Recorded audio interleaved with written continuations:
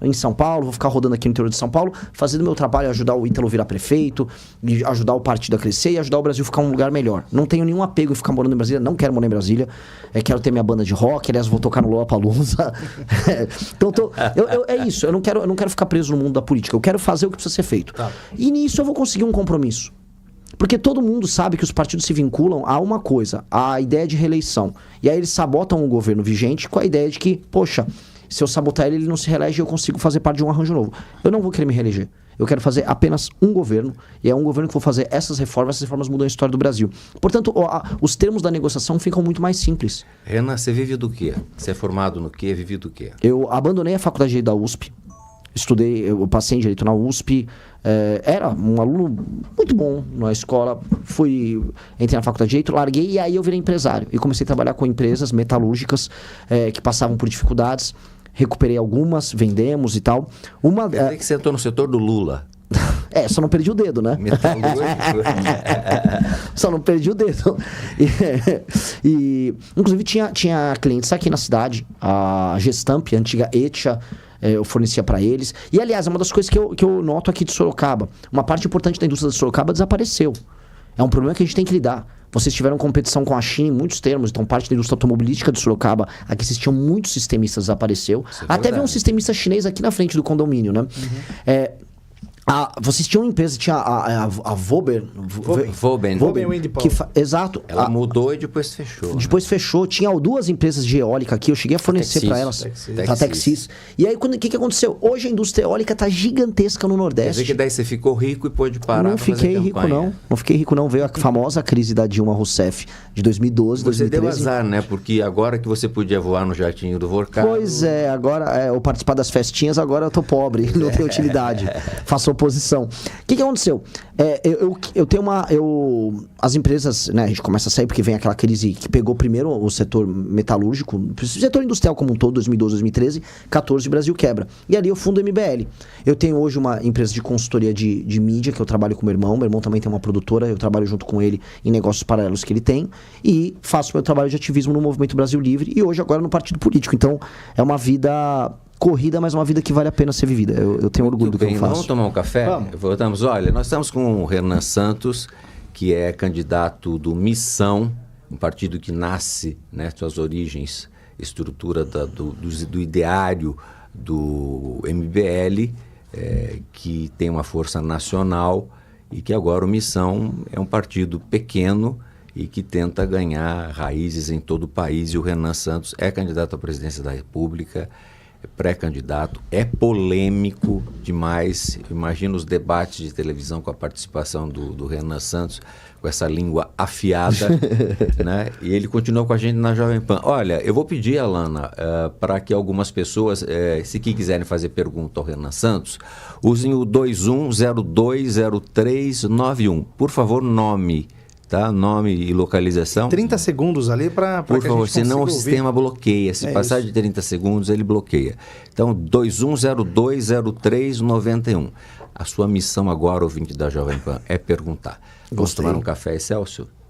Vamos lá, tomar um café, Excelsior. Né, Produtos da Pan. Não, o time foi bom, né? Foi bom. Aliás, o rapaz ali também é ataque e contra-ataque o tempo inteiro, né? Daqui a pouco tem mais perguntas para ele. Tem, afiado. Aqui no Jornal da Manhã da Jovem Pan. A gente volta já.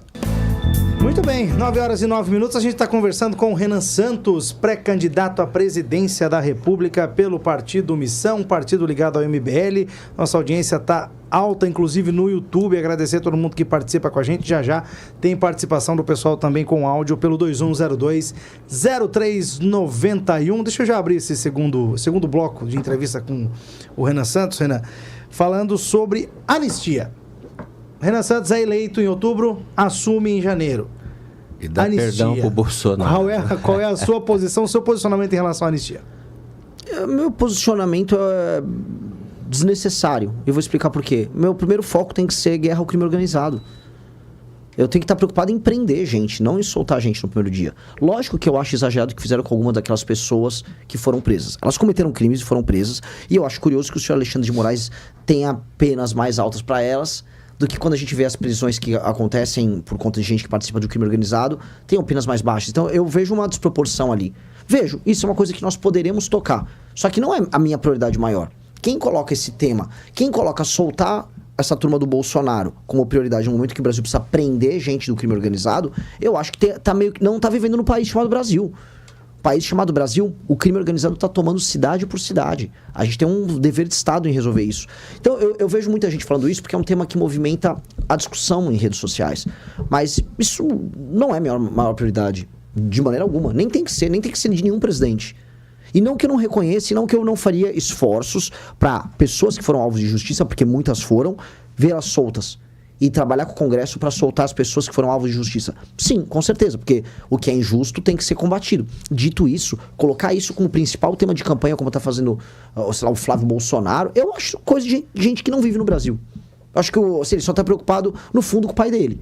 Que é a grande anistia que ele quer do pai dele. O que você acha e tem de proposta para as minorias? Lei e ordem. E respeito à individualidade das pessoas. Se a pessoa tem a individualidade dela e quer expressar a subjetividade, o jeito de vida dela, vai viver e seja feliz. O que a gente não vai admitir é utilizar a estrutura pública para pregar uma determinada visão de mundo que eventualmente venha ofender os outros. É isso. Agora, lei e ordem. Se uma pessoa é trans e aí essa pessoa é alvo de uma violência por conta disso, lei e ordem pro cara que agir com violência contra ela. Muita lei e muita ordem para essa pessoa. Agora, usar o Estado como propagador de uma visão de mundo... Ah, não, olha só, sua criança pode ser trans. Cara, não e não mesmo. E a gente vai combater isso. Você acha que o PT doutrina? Acho que faz parte de uma política histórica, não só do PT, mas das esquerdas como um todo. E não só no Brasil, mas no mundo inteiro. Bom, para pegar um exemplo americano, para a gente mostrar que isso não é privilégio só do PT. Nos Estados Unidos, havia basicamente um programa chamado USAID, eles chamam... É basicamente um programa de cuidado e ajuda que os Estados Unidos tinham. Eram bilhões que eram investidos em ONGs, supostas ONGs de direitos humanos, que financiavam desde causa trans em escolas até ONGs dessa natureza em outros países no mundo inteiro. Aqui no Brasil eles financiavam entidades diversas. Então, há dinheiro gringo feito só para essa atividade de doutrinação. E muito dinheiro, estou falando de coisa de bilhões. O que você acha do Trump, a sua visão dele? Trump, a gente pode ter muitas críticas contra ele, mas ninguém pode negar que o Trump vem fazendo neste mandato aqui um mandato que tem muitas consequências para o mundo. Ele derrubou um regime ditatorial que havia na Venezuela, e não há outro nome, é um regime ditatorial, e agora, 2 meses depois da queda do regime do Maduro, ele derruba o Khamenei. E eu acho que isso... Khamenei, desculpa. Que eu acho que isso tem consequências geopolíticas enormes. Então, para quem falava que o governo do Trump é um governo mais do mesmo, por mais que você possa criticar, por exemplo, ele tarifou o Brasil, ele tratou o Brasil como qualquer coisa na relação conosco. O Brasil é um parceiro histórico dos Estados Unidos. E a gente tem que se dar o respeito acima de tudo. Mas dito isso, olhando o big picture, a fotografia